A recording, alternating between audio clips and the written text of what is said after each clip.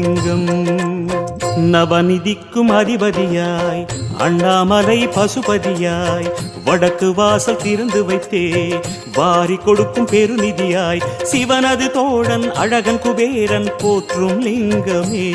Sri குபேரலிங்கமே Sri குபேரலிங்கமே Kubera